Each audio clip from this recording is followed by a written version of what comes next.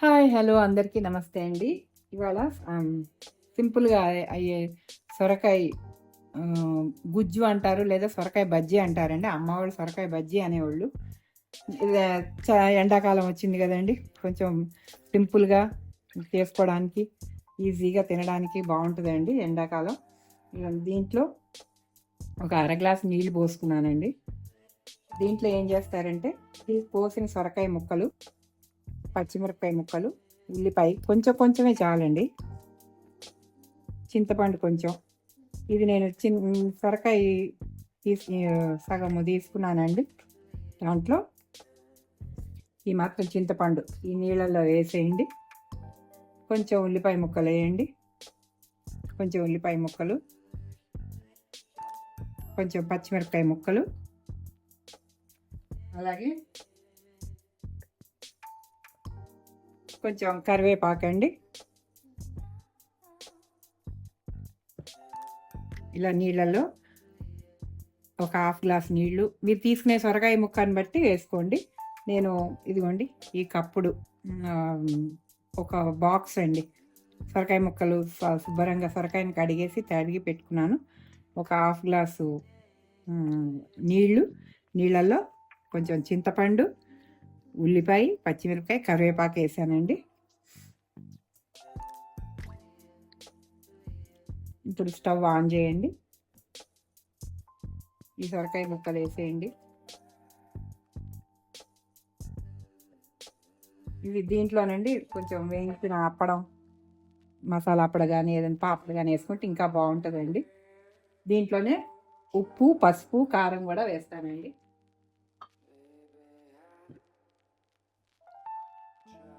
పసుపు,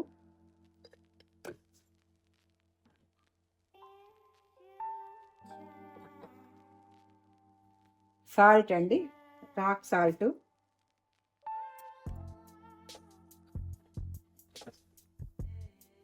సొరకాయ ముక్కలకు సరిపడా ఒక స్పూన్ అండి, ఇంకొంచెం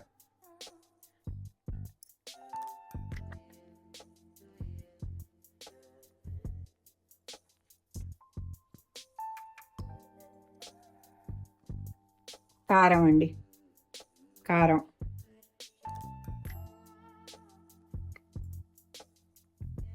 నేను చిన్నది వుడెన్ స్పూన్ పెట్టుకున్నానండి. ఇది స్టీల్ స్పూన్ ఉప్పులో, కారంలో, చింతపండులో పెడితే తుప్పు వస్తుంది అంటారు కదా, అందుకని ప్లాస్టిక్ కన్నా ఇది మంచిదని ఈ చెక్క స్పూన్ తెచ్చుకున్నానండి ఇక్కడ గ్రామీణ అంగడిలో. కారం,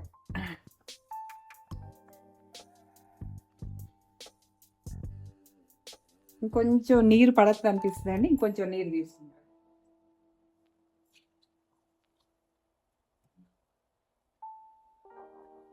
దాదాపు ఒక 3/4 గ్లాసు వాటర్ వేసానండి. శుభ్రంగా ఒకసారి తిప్పేయండి.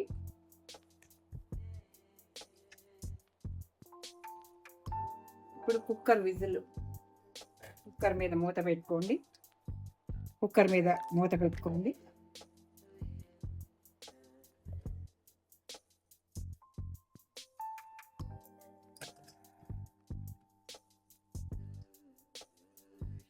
ఈ చింతపండు కూడా నేచర్ ఫార్మింగ్ అండి, సేంద్రియ వ్యవసాయం అంటే ఏమి కెమికల్స్ లేకుండా పండించినాయండి. ఈ బ్యాక్ టు రూట్స్ ఇంకా చాలా ఉన్నాయండి నేచర్ ఫార్మింగ్ యూట్యూబ్లో. అవి చూసి ఫాలో అయితే అందులో రైతులు ఫోన్ నెంబర్లు ఇస్తున్నారండి, అక్కడి నుంచి తెప్పిస్తాను.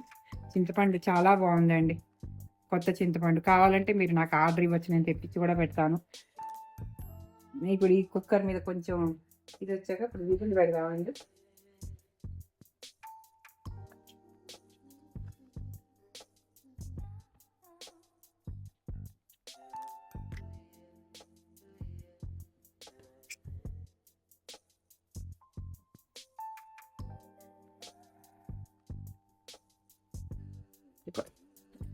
మూడు 4 విజిల్స్ రానివ్వండి.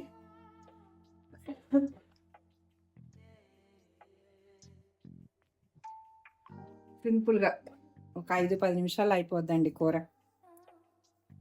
ఇది అయ్యాక చక్కగా పప్పు గుత్తితో మెదిపేసుకుని తాలింపు వేసుకోవాలండి.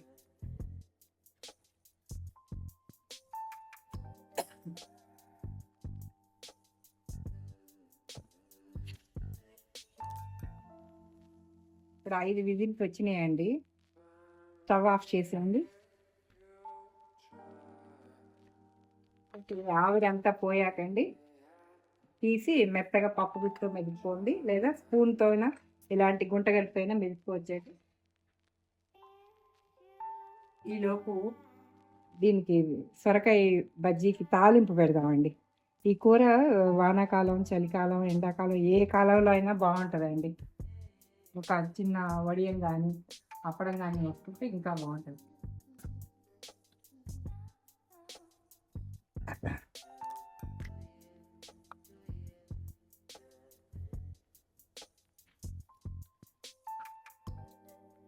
కొంచెం కళాయిలని కూడా మందపాటి కళాయిలో తీసుకుంటున్నానండి. ఈ హెల్త్కి మంచిది అంటున్నారు కదా.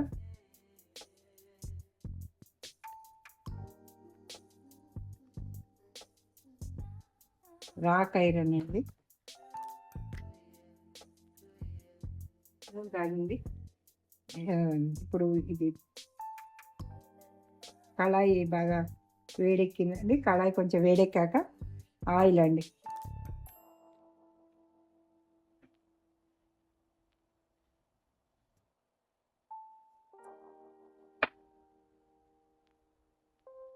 ఇదిగోండి ఒక స్పూన్ ఆయిల్.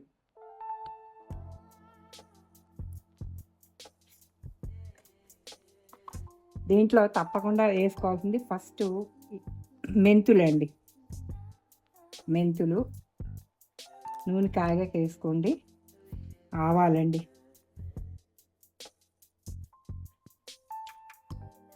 పొట్టు మినపప్పు వేస్తున్నానండి. ఇదే మంచిది అంటున్నారు హెల్త్ కానీ, తాలింపులకి ఇదే వాడుతున్నాను. కొంచెం పచ్చిశనగపప్పు కూడా వేసుకోవచ్చండి, రుచిగానే ఉంటుంది. అక్కడక్కడ తగులుతుంటే పంటి కింద. ఆ తర్వాత కొంచెం జీలకర్ర అండి, కొంచెం సిమ్లో పెట్టుకోండి.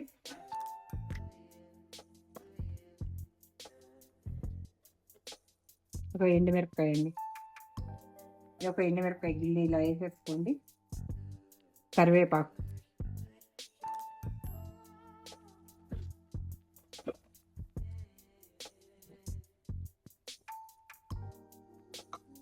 కొంచెం పచ్చిమిరపకాయ ముక్కలు కూడా వేసుకోండి, టేస్ట్గా ఉంటుంది.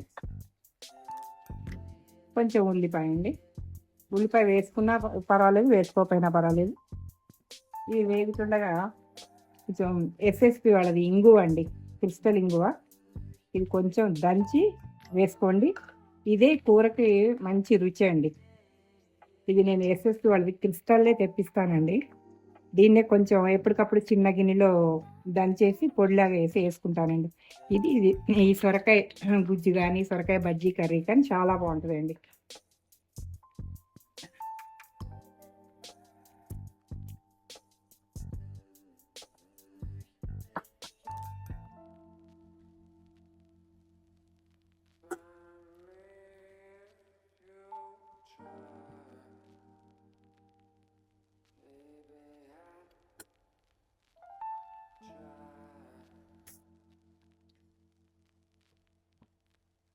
ఇదిగోండి తాలింపు అవుతుండగా కొంచెం ఎస్ఎస్పి ఇంగు అండి కొంచెం కత్తిరించి,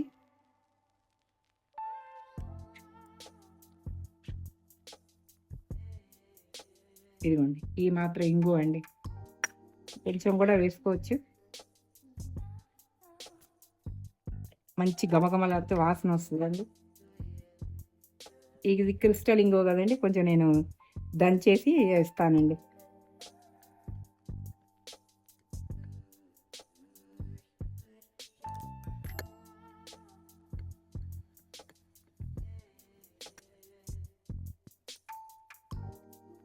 కొంచెం వేడికి కూడా కరుగుద్ది అనుకోండి. ఇదిగోండి ఇలా దంచిన ఇంగు అండి, ఇందులో వేసేస్తున్నాను.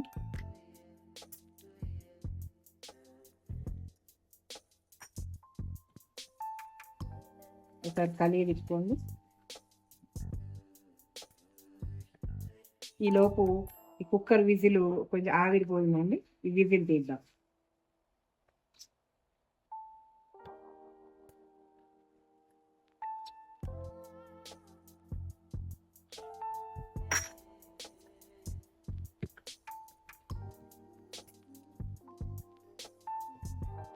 ఇదిగోండి ఇప్పుడు మనం సొరకాయ బాగా మెత్తగా నలిగిందండి. గరిటెతో బాగా చిదిపేసుకోండి. పప్పు గుత్తితో చిదుపుకోవచ్చు, లేదా గరిటెతోనే మెత్తగా చేసేసుకోవచ్చండి. మెత్తగా స్మాష్ చేసుకోండి.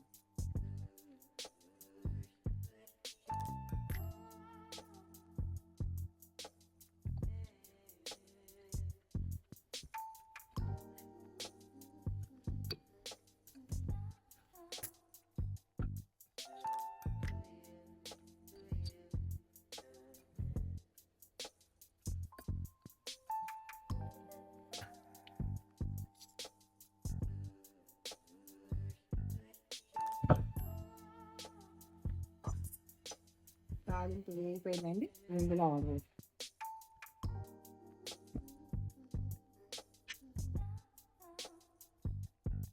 కొద్దిగా నీరు ఉన్నట్టుందండి, కొద్దిగా నీరు ఉన్నట్టుంది, అందుకే ఇంకొంచెం పొయ్యి మీద పెడుతున్నానండి.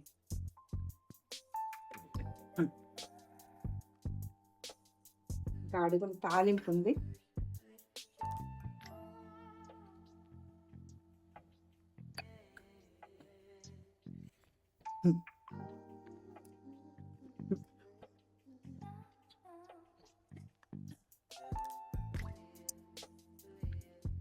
ఇదిగోండి సొరకాయ గ్రేవీ కర్రీ అండి. దీన్ని సొరకాయ బజ్జీ అనేవాళ్ళు, అమ్మ వాళ్ళు సొరకాయ గుజ్జు అనొచ్చు. సొరకాయ గ్రేవీ కర్రీ అండి. దీన్ని చక్కగా దగ్గరకు అయిందండి. ఇలా దగ్గరకు అయ్యాక ఒక దాంట్లోకి ట్రాన్స్ఫర్ చేసుకోండి.